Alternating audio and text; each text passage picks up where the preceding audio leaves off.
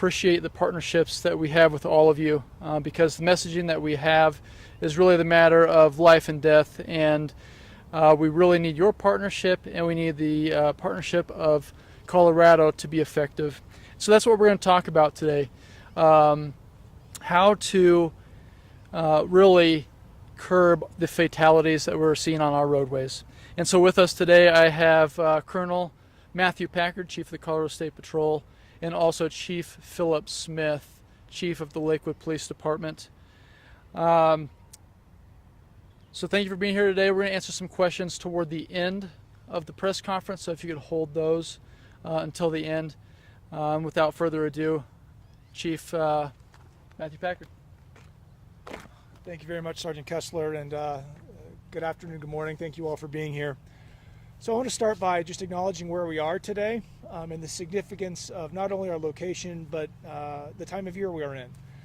Here, we're standing here in a memorial area on the importance of the topic that we're talking about.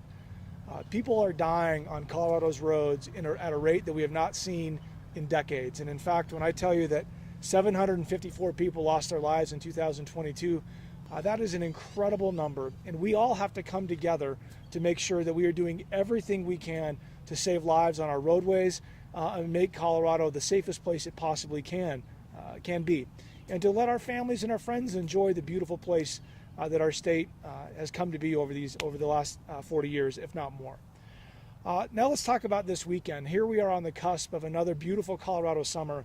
And let's just talk about the holiday weekend that we're just coming out of. Over the 4-day period, the Colorado State Patrol responded to 745 crashes in that time period, in 4 days.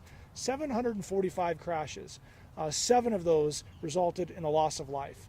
7 people in 4 days, 7 fatal crashes. And it's just appalling to think about how regular this loss of life has become in our normal course of business. And we need your help.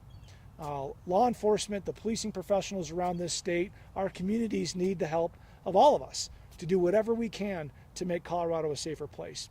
And I'll tell you what our mission here at the Colorado State Patrol and with our partners at Lakewood and law enforcement from around this state is to do everything we can to increase the quality of life and make our that the Colorado State Patrol is going to use for this summer and in the months moving forward.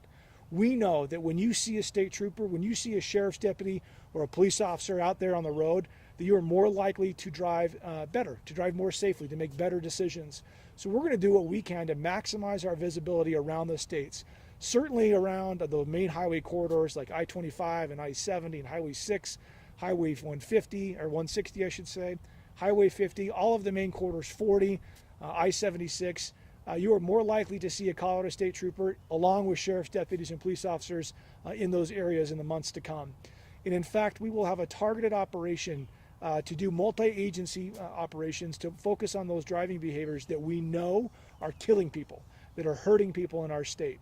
You will see trooper cars, you will see police officer cars and deputy cars all throughout this state with one primary mission: to save lives on Colorado's roads. And we will be strict enforcers of the law. If you get stopped by a trooper, you can expect to be held accountable appropriately for the driving behavior, the dangerous driving behavior that you were engaged in. You need to wear your seatbelt. If you're on a motorcycle, please put on a helmet. We know that will work to save your life. But we will focus our enforcement operations on 3 big areas. We are going to make sure that we crack down, have a zero tolerance policy on anybody that's driving impaired. There is simply no excuse to get behind the wheel of a car when you've been drinking or when you've been using some other substance that impairs your judgment. There's just no excuse. We know that excessive speed and distracted driving continue to cause these crashes as well. If you've got something in your hand, for the love of Pete, just put it down while you're driving your car. The attention that the road deserves, you need to give. You're driving a several thousand-pound vehicle that can quite simply, in this fraction of a second, take somebody's life. You need to be focused without a distraction in your hand and keep your eyes on the road. And finally, lane violations. And all of these things go hand in hand.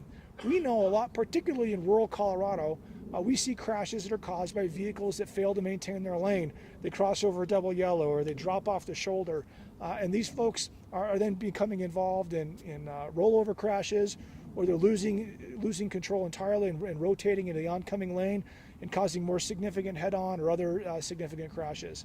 So our enforcement operations, particularly at the Colorado State Patrol, are going to be focused on those things. We're going to hold you accountable for driving impaired. We're going to hold you accountable for driving too fast, whether it's dry, snowy, rainy, or whatever. Please go the speed limit and put down the distraction and maintain your lane. Give driving the attention that it deserves.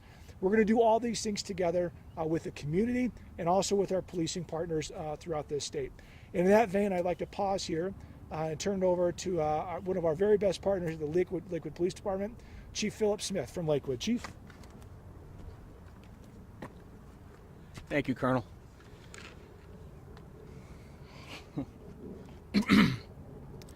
As a new chief in Lakewood, public safety is always going to be our top priority. And as the colonel was just saying, you know, it saddens law enforcement because motor vehicle accidents, infractions, deaths are all avoidable. All you have to do is drive defensively, think about things before you do them. I mean, it's just like the colonel was saying. You have Ubers here, you have ride sharing. There's all kinds of things to avoid: getting behind the wheel if you're intoxicated, wearing a seatbelt, driving defensively, not driving distracted. All you as the operator have caused, only thinking of yourself. So with our partnership with the state police, Lakewood will also be out there to enforce. We have traffic units, we have our regular patrol units, and we'll be watching for that, because the key thing in motor vehicle enforcement is education and, of course, the enforcement end of it. And the ultimate goal is to facilitate traffic and to save lives. So with that, I'm good. So, and thank you very much. Thanks, Chief, and I'm throwing paperwork around. If I can just close it briefly, thank you. Again, I'm thankful very much for our partnership with Lakewood and our sheriffs and police officers all over this state. We do work side by side with them every day to make Colorado's communities a safer place. But there will never be enough police officers, enough state troopers or sheriff's deputies to hold every irresponsible driver accountable. If we're going to be successful in driving this number down from this 41-year high, it's going to take all of us. So please be willing to have tough conversations at the dinner table. Talk to your friends and family about safe driving, and make sure they understand the consequences when you don't drive safely. And you don't want to have to come to a place like this to visit and remind yourselves of the memories of your loved ones and your friends. You'd rather do that at home in your family room around the dinner table, watching the game, or get behind the wheel. So thank you for your partnership in this to make sure that Colorado truly becomes one of the safest places in the United States. Thank you very much for being here again. And I think both Chief Smith and I will be more than happy to take any questions you might have.